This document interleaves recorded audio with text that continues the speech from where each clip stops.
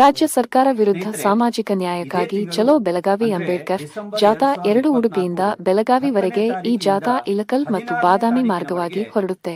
ಸಾಮಾಜಿಕ ನ್ಯಾಯಕ್ಕಾಗಿ ಚಲೋ ಬೆಳಗಾಂ ಅಂಬೇಡ್ಕರ್ ಜಾಥಾ 2 ಎಂಬ ಹೆಸರಿನಲ್ಲಿ ಕೆಲವು ಸಾಮಾಜಿಕ ಬೇಡಿಕೆಗಳನ್ನು ಮುಂದಿಟ್ಟುಕೊಂಡು ಸರ್ಕಾರವನ್ನ ಆಗ್ರಹಪಡಿಸಲಿಕ್ಕೆ ಕರ್ನಾಟಕದ ಅರಬ್ಬಿ ಸಮುದ್ರದ ಕಿನಾರೆಯಾದ ಉಡುಪಿ, ದಕ್ಷಿಣ ಕನ್ನಡ, ಚಿಕ್ಕಮಗಳೂರು, ಶಿವಮೊಗ್ಗ, ದಾವಣಗೆರೆ, ಹಾವೇರಿ, ಗದಗ, ಕೊಪ್ಪಳ, ಬಾಗಲಕೋಟೆ, ಹುಬ್ಬಳ್ಳಿ, ಧಾರವಾಡದ ಮುಖಾಂತರ ಬೆಳಗಾಂ ತಲುಪಲಿರುವಂತಹ ಜಾಥಾ ಬೆಳಗಾಂನಲ್ಲಿ ನಡೆಯುತ್ತಿರುವಂತಹ ಚಳಿಗಾಲದ ಅಧಿವೇಶನದ ಮುಂಭಾಗದಲ್ಲಿ ಸಮಾವೇಶಗೊಳ್ಳಲಿದೆ. ನಮ್ಮ ಈ ಜಾಥಾದ ಮುಖ್ಯ ಉದ್ದೇಶ 4 ಪ್ರಮುಖ ಬೇಡಿಕೆಗಳನ್ನು ನಾವು ಸರ್ಕಾರದ ಮುಂದೆ ಇಡಲಿಕ್ಕೆ ಬಯಸ್ತಾ ಇದ್ದೇವೆ. ಈ 4 ಬೇಡಿಕೆಗಳನ್ನ ಕಳೆದ 2023ರ ಡಿಸೆಂಬರ್ ತಿಂಗಳಲ್ಲಿ ನಡೆದಂತಹ ಚಳಿಗಾಲದ ಅಧಿವೇಶನದಲ್ಲೂ ಕೂಡ ಬೆಂಗಳೂರಿನಿಂದ ಬೆಳಗಾಂವರೆಗೆ ಅಂಬೇಡ್ಕರ್ ಜಾಥಾವನ್ನ ಮಾಡುವ ಮುಖಾಂತರ ನಾವು ಸರ್ಕಾರದ ಮುಂದೆ ನಮ್ಮ ಬೇಡಿಕೆಗಳನ್ನ ಇಟ್ಟಿದ್ವಿ. ಅಂದು ನಮ್ಮ ಬೇಡಿಕೆಗಳ ಆಗ್ರಹ ಪತ್ರವನ್ನ ರಿಸೀವ್ ಮಾಡಿದ್ದಂತಹ ಉನ್ನತ ವೈದ್ಯಕೀಯ ಸಚಿವರಾದಂತಹ ಶರಣ್ ಪ್ರಕಾಶ್ ಪಾಟೀಲ್ ರವರು ಧರಣಿ ಪೆಂಡಾಲ್ಗೆ ಆಗಮಿಸಿ ನಿಮ್ಮ ಬೇಡಿಕೆಗಳ ಬಗ್ಗೆ ಮುಖ್ಯಮಂತ್ರಿ ಜೊತೆ ನಾನು ಚರ್ಚಿಸ್ತೇನೆ, ಅವರು ಏನು ಚಳಿಗಾಲದ ಅಧಿವೇಶನದಲ್ಲಿ ಬ್ಯುಸಿ ಆಗಿದ್ದ ಕಾರಣ ಅವರ ಪ್ರತಿನಿಧಿಯಾಗಿ ನಾನು ಈ ಧರಣಿ ಪೆಂಡಾಲ್ಗೆ ಆಗಮಿಸಿದ್ದೇನೆ ಎಂಬಂತ ಭರವಸೆಯನ್ನು ಕೊಟ್ಟಿದ್ರು. ಇದುವರೆಗೂ ಕೂಡ ನಾವು ಆಗ್ರಹಿಸಿದಂತಹ ಒಂದೇ ಒಂದು ಬೇಡಿಕೆ ಕೂಡ ಅವರು ಈಡೇರಿಸಿಲ್ಲ. ಆ 4 ಬೇಡಿಕೆಗಳನ್ನ ಅವರಿಗೆ ನೆನಪಿಸಲಿಕ್ಕಾಗಿ ಆಗ್ರಹ ಪಡಿಸಲಿಕ್ಕಾಗಿ ನಾವು ಮತ್ತೆ ಬೆಳಗಾಂ ಚಲೋ ಜಾಥಾ 2 ಹೆಸರಿನಲ್ಲಿ ಬೆಳಗಾಂಗೆ ಹೋಗ್ತಾ ಇದ್ದೇವೆ. ಪ್ರಮುಖವಾದಂತಹ ಬೇಡಿಕೆ ಒಳ ಮೀಸಲಾತಿ ಜಾರಿಗೊಳಿಸಬೇಕು, ಸದಾಶಿವ ಆಯೋಗದ ಶಿಫಾರಸುಗಳನ್ನ ಇಂಪ್ಲಿಮೆಂಟ್ ಮಾಡಬೇಕು.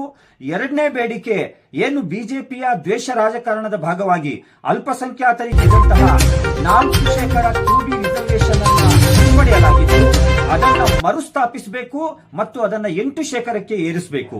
3ನೇ ನಮ್ಮ ಬೇಡಿಕೆ ಕರ್ನಾಟಕದ ಖಜಾನೆಯ ಸುಮಾರು 150 ಕೋಟಿ ರೂಪಾಯಿ ಹಣವನ್ನ ವ್ಯಯಿಸಿಕೊಂಡು ಸಾಮಾಜಿಕ ಮತ್ತು ಶೈಕ್ಷಣಿಕ ಸಮೀಕ್ಷೆಯನ್ನ ಏನು ಮಾಡಿದ್ದಾರೆ, ಕಾಂತರಾಜ್ ಆಯೋಗದ ವರದಿಯನ್ನ ಟೇಬಲ್ ಮಾಡಬೇಕು ಮತ್ತು ಅದನ್ನು ಸಾರ್ವಜನಿಕಗೊಳಿಸುವುದು ಮಾತ್ರ ಅಲ್ಲ, ಅವರ ರೆಕಮೆಂಡೇಶನ್ ಅನ್ನ ಇಂಪ್ಲಿಮೆಂಟ್ ಮಾಡಬೇಕು. 4ನೇ ನಮ್ಮ ಬೇಡಿಕೆ ಕರ್ನಾಟಕದಲ್ಲಿ ಏನು ವಕ್ಫ್ ಆಸ್ತಿಗಳ ಅತಿಕ್ರಮಣ ಆಗಿದೆ, ಆ ಆಸ್ತಿಗಳ ಸಂರಕ್ಷಣೆಯ ಖಾತ್ರಿಯನ್ನು ಪಡಿಸಬೇಕು ಎಂಬಂತಹ ಪ್ರಮುಖ ಬೇಡಿಕೆಗಳನ್ನು ಇಟ್ಕೊಂಡು ಈ ಜಾಥಾವನ್ನ ನಾವು ಬೆಳಗಾಂವರೆಗೆ ಕೊಂಡು ಹೋಗ್ಲಿಕ್ಕೆ ಬಯಸಿದ್ದೇವೆ.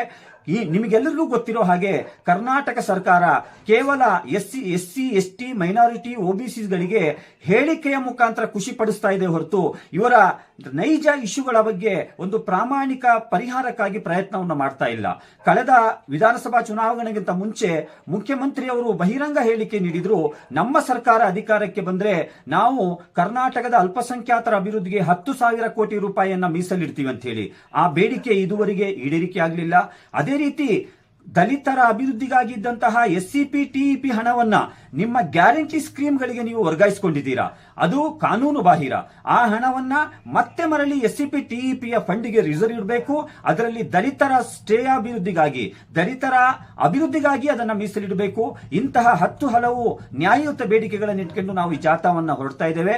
ಈ ಮೂಲಕ ನಾನು ಕರ್ನಾಟಕದ ಎಲ್ಲ ST SC OBC ಮೈನಾರಿಟಿ ಮತ್ತು ಸಂವಿಧಾನ ಪರವಾದಂತಹ ಮಾನವ ಪರವಾದಂತಹ ಸಾಮಾಜಿಕ ನ್ಯಾಯದ ಪರವಾಗಿರುವಂತಹ ಎಲ್ಲ ಸಂಘ ಸಂಸ್ಥೆಗಳ ನಾಯಕರುಗಳಲ್ಲಿ, ಎಲ್ಲ ಸಮುದಾಯದ ಮುಖಂಡರಲ್ಲಿ, ಒಳ ಮೀಸಲಾತಿ ಪರ ಹೋರಾಟಗಾರರಲ್ಲಿ, 2B ರಿಸರ್ವೇಶನ್ ಪರ ಹೋರಾಟಗಾರರಲ್ಲಿ ಈ ಜಾಥಾದೊಂದಿಗೆ ಕೈ ಜೋಡಿಸಿ ಈ ಜಾಥಾದ ಉದ್ದಕ್ಕೂ ಹಲವಾರು ಬೀದಿ ನಾಟಕ, ಕರಪತ್ರ ವಿತರಣೆ ಮತ್ತು ಹಲವಾರು ಜನಜಾಗೃತಿ ಕಾರ್ಯಕ್ರಮಗಳನ್ನು ಹಮ್ಮಿಕೊಳ್ಳುವ ಮುಖಾಂತರ ಹೋರಾಟದ ಕ್ರಾಂತಿ ಗೀತೆಗಳೊಂದಿಗೆ ನಾವು ಹೆಜ್ಜೆ ಹಾಕಲಿಕ್ಕಿದ್ದೇವೆ.